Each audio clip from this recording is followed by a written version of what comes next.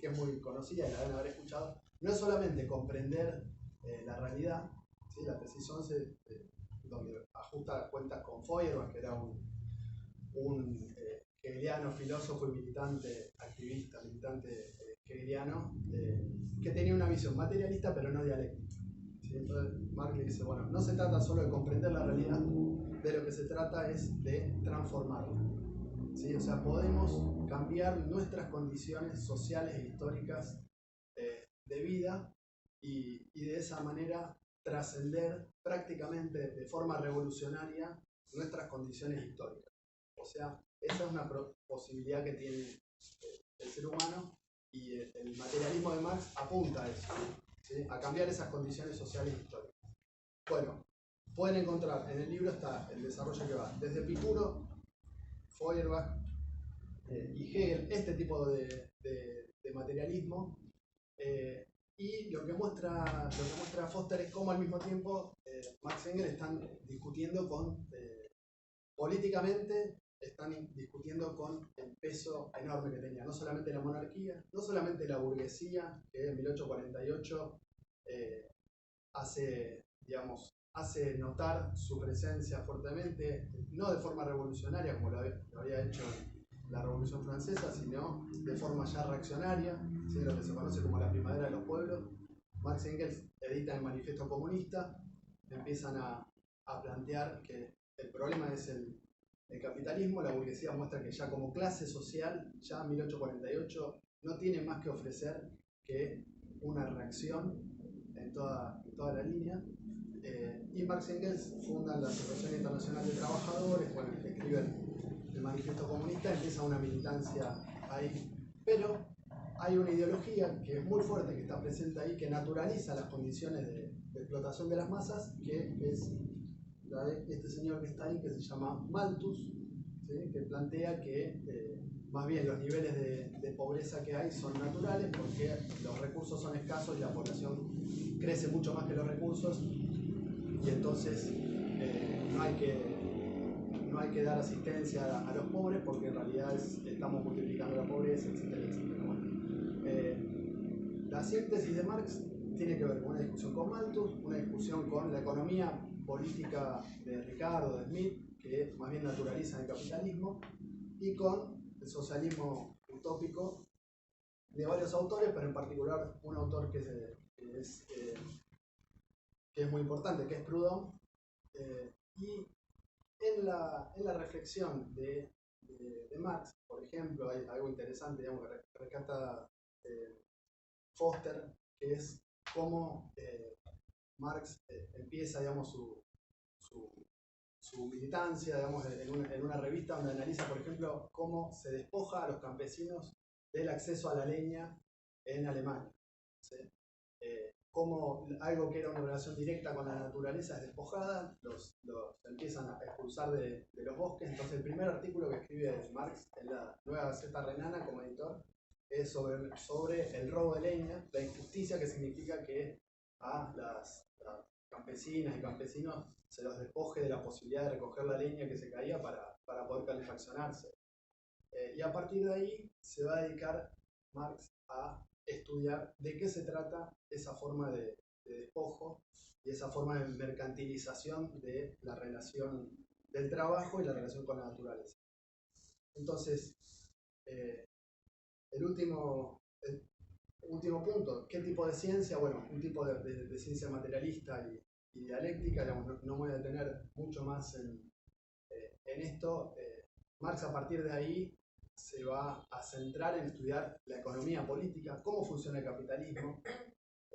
Va a ser una síntesis que va a derivar después en el Capital, pero, por ejemplo, va a estar constantemente al tanto de las discusiones que se dan dentro de la ciencia, de la geología, de la biología, de la antropología, de la etnología, y la obra de Darwin va a ser una obra central para Marx y Engels, y hay una idea que está dando vuelta constantemente, que es la idea de coevolución, de cómo para comprender la ecología y comprenderla a nivel biológico, lo que sucede con las diferentes especies, es inseparable la relación entre cualquier organismo y su medio. ¿Sí? Algo que hace una concepción burguesa de ciencia, que lo vemos hoy constantemente, es tender a una visión reduccionista y separar, por ejemplo, organismos y medios. Para hacer un paréntesis, lo podemos ver en la pandemia, por ejemplo, cómo se separa lo que son los patógenos de las condiciones sociales que permiten que surjan. ¿Sí? Bueno, y a la hora de discutir los orígenes de la pandemia encontramos concepciones de ciencia reduccionistas igual, que son un gran problema de salud y un gran problema político. Bueno, una concepción dialéctica plantea la interrelación entre organismo y medio, y Marx y Engels vieron en Darwin un fundamento científico muy importante para poder pensar cómo se da el desarrollo histórico del ser humano. O sea, no quiere decir que sean darwinistas como lo que conocemos, darwinistas sociales, sino que a nivel biológico encontramos un fundamento para comprender la filogenia de una especie que va a ser una especie biológica, pero que después desarrolla una capacidad de conciencia, voluntad social e histórica. ¿Sí? Bueno, seguimos un poquito más. Hay una idea de sostenibilidad en Marx que es la idea de legar a las generaciones futuras la misma ecología, el mismo ambiente que encontramos. Eso está presente en toda la obra. Y yo quería referirme centralmente a un concepto muy importante, teórico, que podemos encontrar en Marx, que es la idea del metabolismo. O sea, acá damos un salto en el recorrido, no podemos abarcar todos los temas del libro. Me interesaba el tema del metabolismo, que es la relación, es un concepto que Marx toma de la fisiología, y lo que dice es que el capitalismo significa un metabolismo entre la sociedad y la naturaleza. Y es un metabolismo muy particular.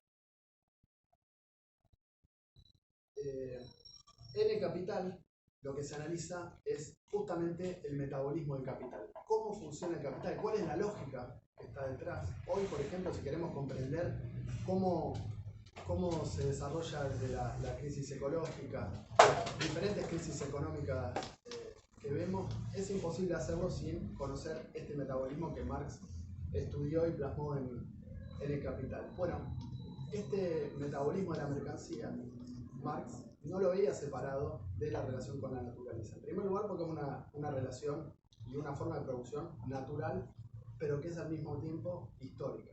O sea, lo que hace el capitalismo es manejar la naturaleza de modo tal de separar lo que Marx denomina valor de uso, ¿sí? La utilidad y la materialidad propia de las mercancías de su valor de cambio, ¿sí?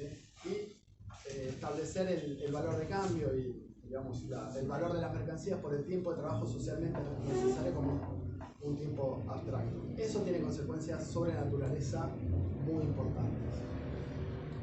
En Marx, esta discusión con Malthus, que les nombraba recién, hace que Marx empiece a discutir con esta idea de que los recursos son finitos y que la naturaleza no cambia, y que la historia de la sociedad no tiene nada que ver con las condiciones naturales. Entonces, para eso, Marx discute con Malthus, dice, bueno, esta idea de que hay determinaciones que son ahistóricas en los recursos de la naturaleza, solamente está en la cabeza de Malthus, y va a ver cómo es la productividad de alimentos y a estudiar a los científicos que investigaban la productividad del suelo. ¿Sí? Hay una serie de científicos que empezaban a estudiar qué pasaba con el suelo que iba perdiendo productividad. ¿Sí? En ese momento era una crisis, digamos, lo que se conoce la segunda revolución de la agricultura. Se empiezan a conocer que el suelo, digamos, la productividad del suelo tiene que ver con los nutrientes, tres que son muy importantes: el nitrógeno, el potasio y el fósforo. Ese descubrimiento lo hace un científico que se llama Liebig, que es un ingeniero, un agrónomo que estudia las características del suelo, y Marx encuentra ahí una clave para contestarle a Malthus y al mismo tiempo para mostrar que estas características del suelo son históricas y tienen que ver con cómo el capitalismo trata a los suelos. Entonces hace un análisis específico sobre la forma en que el capitalismo, al mercantilizar el suelo, hace tres movimientos al mismo tiempo. Por un lado, es el momento donde se constituye lo que se llama acumulación originaria del capital. Bueno, ahí, para sintetizarlo mucho, Marx dice que es el origen del capitalismo, está teñido de sangre, un poco lo que decía Martín, en el sentido que implica el tráfico de esclavos,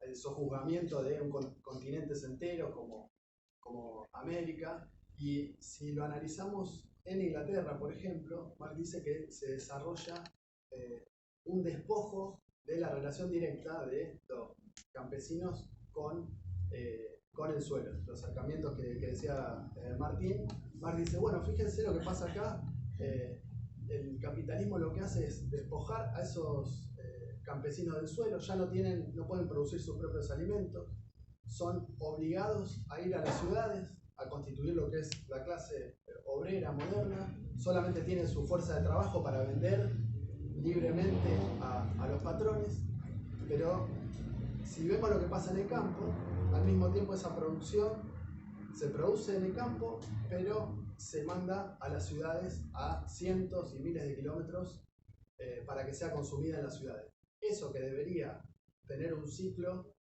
que vuelva a nutrir de vuelta al suelo, está trastocado.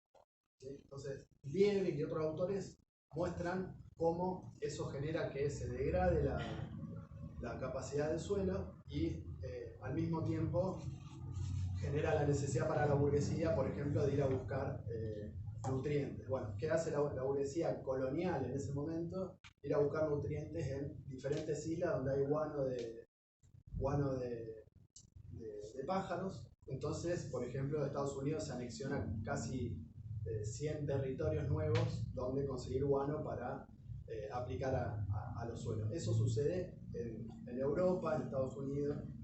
Recién a principios del siglo XX se puede sintetizar el nitrógeno. ¿Sí? Y ahí empieza otro problema con la síntesis del nitrógeno, que es que se empieza... el ciclo del nitrógeno también ya está trastocado. Y lo interesante de esto es que para poder comprender qué sucede con el suelo, Marx dice, bueno, este metabolismo, al tratarlo como una mercancía más y tratarlo de una forma tan irracional, está ese metabolismo fracturado. ¿Sí? Entonces, Marx lo que dice es que el capitalismo frente a la naturaleza, al tratarla como una mercancía guiada solo por el lucro, genera una fractura metabólica. Entonces, este concepto de la fractura metabólica lo que hace es enlazar la mercantilización de la naturaleza y la explotación de la clase obrera. Esta cita es del Capital. Marx dice, bueno, que se produce una fractura irreparable en el proceso interdependiente del metabolismo social, metabolismo que prescriben las leyes naturales de la vida misma. El resultado de esto es un desperdicio de la vitalidad del suelo, bueno, tal como muestra Liebig, pero al final dice, si originalmente pueden distinguirse por el hecho de que la primera deposita desechos y arruina la fuerza de trabajo, la industria moderna, y por lo tanto la fuerza natural del hombre, mientras que la segunda hace lo mismo con la fuerza natural del suelo, en el posterior curso del desarrollo se combinan. Por lo que el sistema industrial aplicado a la industria también debilita a los trabajadores del campo, mientras que la industria y el comercio, por su parte, proporcionan a la agricultura los medios para agotar el suelo. O sea, el movimiento de explotar al trabajo va y es correlativo al movimiento de degradar y explotar la naturaleza. El concepto de fractura metabólica apunta a comprender ese proceso. Bueno, todo progreso de la agricultura capitalista no es solo un progreso en el arte de esquilmar al obrero, sino a la vez en el arte de esquilmar al suelo. Entonces, este concepto del metabolismo en las discusiones sobre ecología hoy está nuevamente bastante, digamos, remanido, bastante de moda, pero sin apuntar al capitalismo. En Marx, el metabolismo capitalista es muy particular. Por esto que les decía antes, es un metabolismo donde la guía está puesta en generar ganancias. Y da lo mismo si lo que estamos haciendo es talar el Amazonas. Talar el Amazonas genera crecimiento del PBI, por ejemplo. Es una forma de crecimiento económico. Talar el Chaco en Argentina genera crecimiento económico y genera ganancias. Y si vemos los índices, es una forma, por ejemplo, en Argentina de conseguir dólares para pagar deuda. Y abstractamente pareciera que crece la economía y de esa manera, bueno, en el caso de Argentina se pueden pagar dólares, etcétera, etcétera, para pagar deuda externa. Y a nivel mundial hay toda una ideología ya neoliberal de crecimiento abstracto, donde la clave parecería ser que la economía crezca en el sentido de generar mayores ganancias, como si eso de alguna manera condujera a algún tipo de progreso. Bueno, en la base de eso está esta separación, esta mercantilización que Marx muestra con el concepto de fractura metabólica, y es algo que está muy explicado en el libro y lo pueden encontrar. Y para terminar con el anteúltimo punto, por ejemplo, Marx lo que discuten es cómo podría ser de otra manera la producción de alimentos.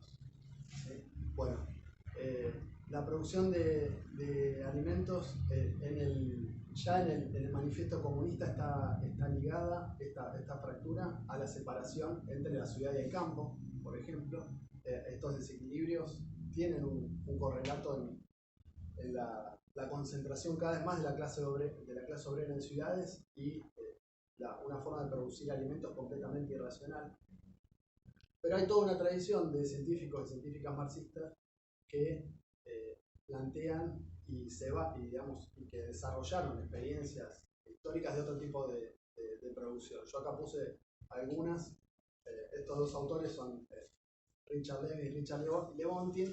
Lo que plantean es que tenemos una situación donde el capitalismo uniformiza lo que es la producción de alimentos y el campo de una forma anárquica. O sea, en Argentina lo vemos con el monocultivo. Es un desarrollo de monocultivo que degradan el suelo, generan cada vez más deforestación y generan ganancias cada vez más concentradas de una forma completamente irracional.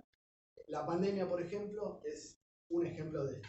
Ustedes saben, el SARS-CoV-2 tiene un origen en la deforestación que deja que patógenos que están en nichos ecológicos salgan y por medio de la circulación de mercancías crucen al toque en 1 o 2 días a otros países en el otro extremo y vayan circulando y evolucionando, ¿sí? O sea, esta situación, de irracionalidad y de uniformidad tiene que ser trascendida. La forma de trascenderla para Marx es por medio de que la clase obrera produzca de una manera no alienada, o sea, una forma de producción comunista, ¿sí? Y una forma de producción comunista a la hora de, por ejemplo, producir alimentos, tendría que trascender esa separación entre la ciudad y el campo, podría aprovechar los desarrollos científicos para aprovechar la biodiversidad, controlar, por ejemplo, las plagas, sin necesidad de tener que acudir a cada vez mayores una cantidad cada vez más bestial de agrotóxicos. ¿Sí? Nuevamente, Argentina, por ejemplo, en los últimos 15 años creció 1200% la cantidad de agrotóxicos que se aplican al suelo argentino y a las poblaciones argentinas. ¿Y por qué? Porque se hace un monocultivo de soja, trigo y otro cultivo más. Se talan los bosques. Argentina es el país que, de los 10 países que más deforesta a nivel mundial, y nos llenan de agrotóxicos. Bueno, si vemos lo que dicen científicos y científicas que estudian otra forma de producción, eso podría hacerse de una forma que garantice los alimentos y que garantice aprovechar los conocimientos científicos y los conocimientos de las poblaciones. Bueno, Lewin y Lewontin muestran cómo se podría hacer eso, pero eso implicaría terminar con un negocio enorme, que es en este caso el del agronegocio. Lo mismo con la producción de energía, lo mismo con la producción de transporte, etcétera, etcétera. ¿Sí? Bueno, la idea de comunismo está detrás de este análisis de Marx y Engels. O sea, no es solamente comprender cómo se da, cómo funciona el capitalismo, sino cómo la clase obrera, como clase productora, puede dar una lucha de clases para sentar las bases para otro tipo de sociedad. ¿Sí? Bueno.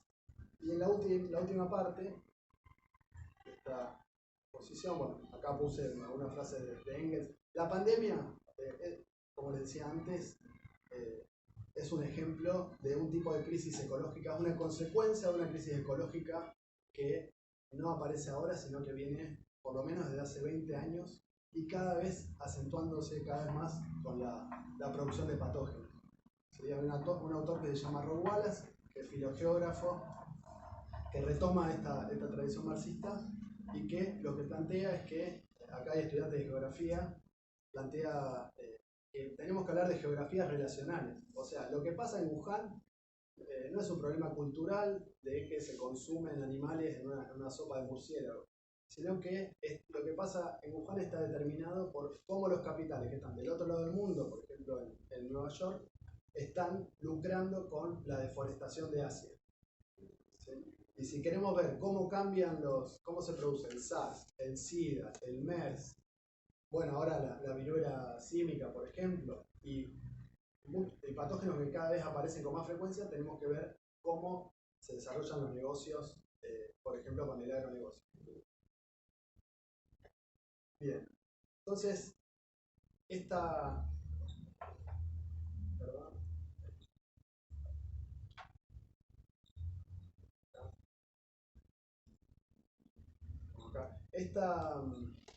Este desarrollo conceptual de Marx, como les decía antes, es un desarrollo que es político al mismo tiempo. A Marx le interesaba tener un punto de vista científico, pero sobre todo para poder emancipar al conjunto de la clase obrera de un sistema completamente irracional. O sea, Engels, por ejemplo, escribió un libro que se lo recomiendo, que se llama La situación de la clase obrera en Inglaterra, que mostraba, bueno, esos trabajadores y trabajadoras que fueron a las ciudades, cómo tenían que vivir en la miseria, contaminados, explotados ya en 1840, y cómo ahí encontrábamos, digamos, las posibilidades de un tipo de conocimiento desde abajo de la producción que tenía el germen de otro tipo de sociedad. ¿Sí? Bueno, a nivel de experiencias históricas, bueno, Marx, Engels intervinieron en la primavera de los pueblos, digamos, una fuerza muy pequeña, intentaron organizar a la clase obrera durante el siglo XIX, pero en el siglo XX encontramos una experiencia histórica enorme que es justamente la Revolución Rusa. Cómo la clase obrera de un país que en su momento atrasado, capitalista como Rusia, tiró abajo la monarquía y tiró abajo al capitalismo en Rusia y empezó a aplicar un programa socialista para terminar con la dependencia, con el atraso, de forma revolucionaria.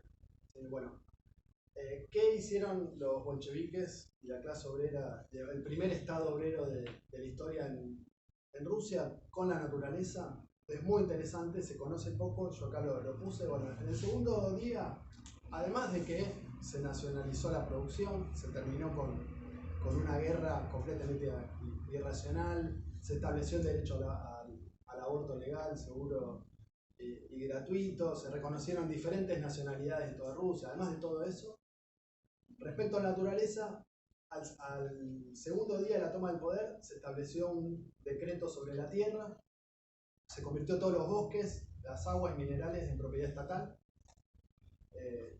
Medio año después se estableció una ley sobre los bosques, se protegió los bosques, separando algunos que podían ser explotables y otros que eran considerados como santuarios de la naturaleza, ¿sí? Destinando recursos para poder conservarlos, monumentos de la naturaleza. Se establecieron más de 130 reservas naturales en toda Rusia. ¿Sí? Se prohibió la caza, era un negocio también, y era algo que hacían las clases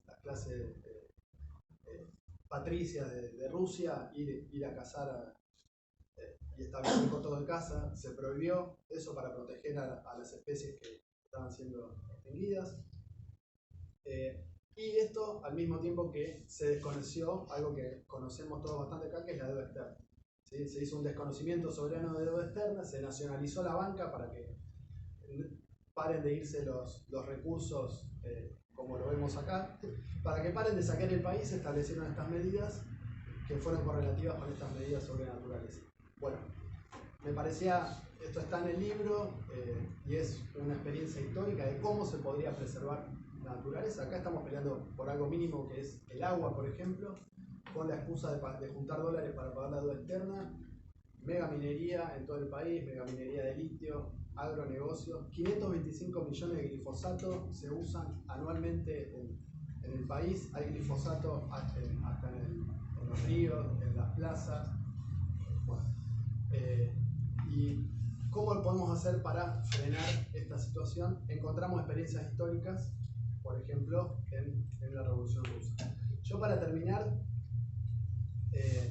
quería señalar que hay ciertas ideas a la hora de discutir sobre la naturaleza y sobre la avanzada extractivista y la crisis ecológica.